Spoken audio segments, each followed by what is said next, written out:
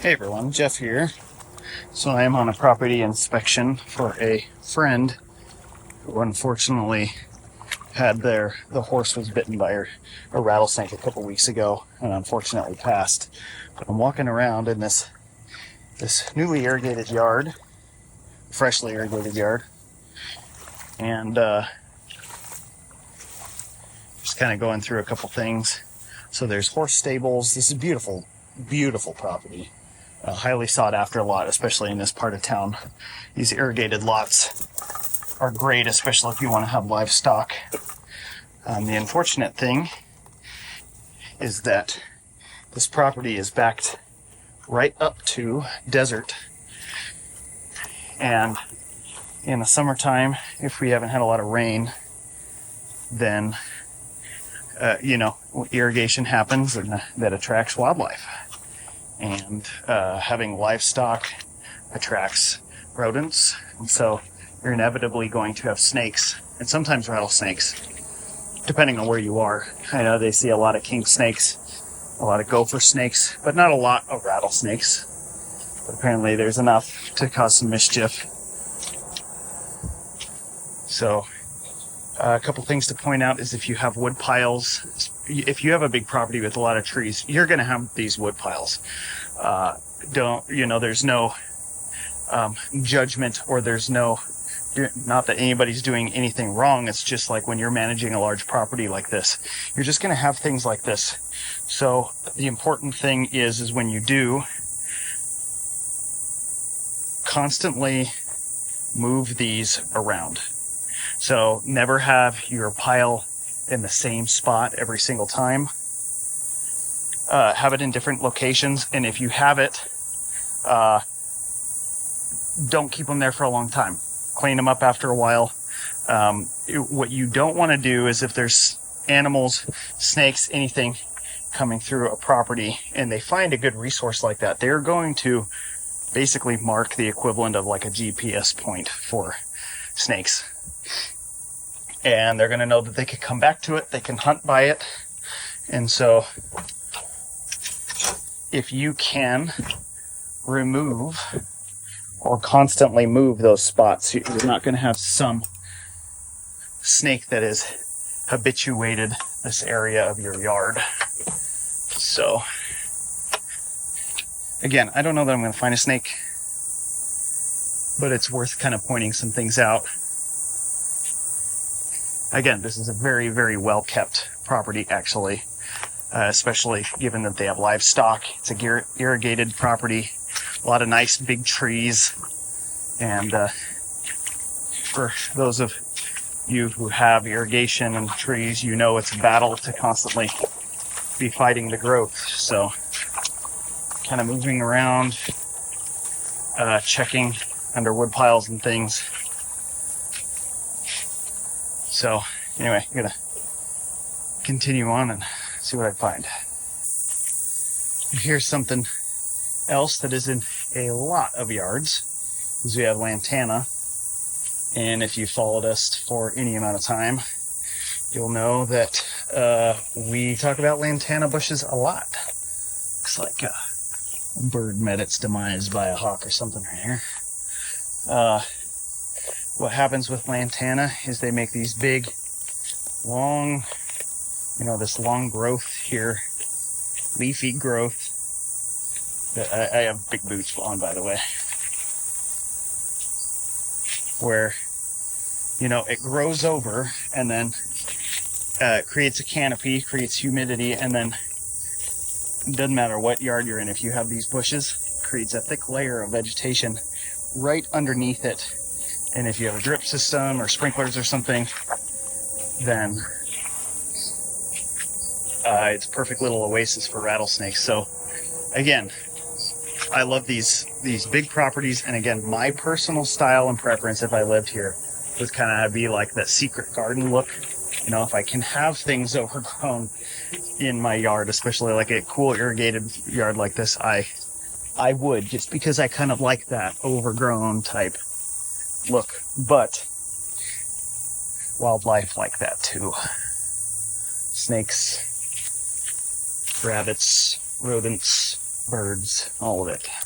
Something that may seem counterintuitive, but is true, is that you see all these, there are these drain blocks here along the wall. A lot of this property is all walled off, but you'd be tempted, if you wanted to keep rattlesnakes out, to block these up. Now, in a standard yard where we would do rattlesnake fencing, where we can do the complete perimeter, that is true. We'll close these up, we'll put mesh over them so rattlesnakes can't get in. But the thing with this property is that they do not have gates going into their front yard. Nothing that we can seal up. So that leaves an open spot in their yard where something like that can come in. So at that point, you really don't want that snake to be trapped, funnel trapped in. You want them to be able to, if they come in the yard, if they go wandering, they have an easy exit out, even if it's on the other side of the property. Otherwise, it's going to come in, it's going to be trapped. It's going to take forever to figure out how to get back out again. It actually makes your situation worse than otherwise. So if you can't do everything, don't seal these things up, wall gaps or anything like that. Keep them open so that snakes can leave. And there's a lot of this here. So I am not super anticipating that I'm going to see a snake here. I could. It's been a couple weeks since the incident happened. But there's a lot of property here. There are elements to this property that could keep a snake to stay. I've checked a lot of them, the chicken coop, horse stalls, all the big hot topic areas, closets that things have, where people have things. I'm not going to video me rifling through all their stuff in the closets, but something to look at. But there's all these drains along this whole wall here that the snake could leave if it wanted to, and a lot faster than it would if it came through the gate and wandered around. So again, in these nice irrigated yards, there's these beautiful, these tall trees, the oleanders and things like this. Again, I love the secret garden aesthetic. However, at the thickness right here is getting a ton of opportunities for snakes to hang out. So what we advise in these situations is, if you live on the edge of the desert, and if you have irrigated yards, if you have vegetation, you have animals, you're going to, meaning livestock, you're going to have wildlife that comes through. So your job is to make it to where that wildlife, or rattlesnakes, is the most detectable as possible. So if you have these trees, really good way to do this is to trim them. If you don't want to pull them out, you want to maintain the secret garden aesthetic, is the bottoms, you can trim that up so that it's just the stumps, or the trunks of the trees are bare, and then this whole area is bare. And what that does is it just exposes the animals. So kids kick a ball in here or something like that and they go to grab it, they can see everything underneath these trees. It's free and clear, and even if the animals do use it, they're not going to be around for as long as they would as if there wasn't debris and branches. I didn't get this on video earlier, but I looked around and that scared the living crap out of me. You saw me yell. Jeez. Another big thing is corners. Under patios, casitas, corners with bushes. They like that concealment. Now, rattlesnakes, they really do like to follow edges. It helps them feel more secure. They're not out in the open, susceptible to predators, so snakes really do love following edges. And so when we're doing inspections where, this could happen, we kind of look at, okay, the desert is over there, and if it comes in, hits a fence or a home, following edges kind of gives us a good idea of the pathway of a snake. And the first available bushes, cover along these, it's always a good place to check. Okay, so I've been doing this walk, and I am doing another round.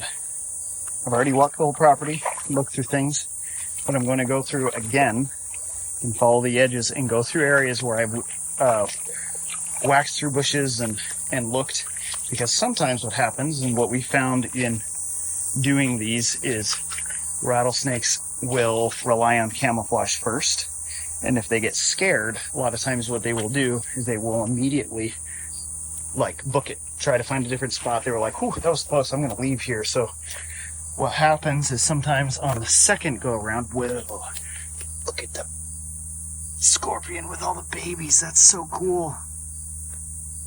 No way. That is amazing.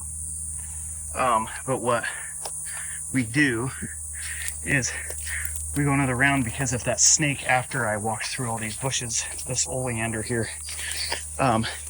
if he didn't rattle, or I didn't see him the first time, he starts crawling away, I may intersect him on the second round. So I always do that when we do the property inspections. That has happened so many times. It goes to a point of like, a lot of these techniques and things that we've developed is not just because we're guessing, it's because we've done hundreds and hundreds and hundreds of these walks, and we've learned every step of the way. I believe I've been here about 8 years now doing this, and Marissa and I think we're hired about the same time, and was doing it for other organizations for a couple years before that, and so we've seen a lot of crazy things. And it's also based off of looking for them in the wild and kind of their habits. But yeah, just like looking again, I already walked through all this, but doing it again to kind of see if I can intersect maybe somebody I missed on the first round.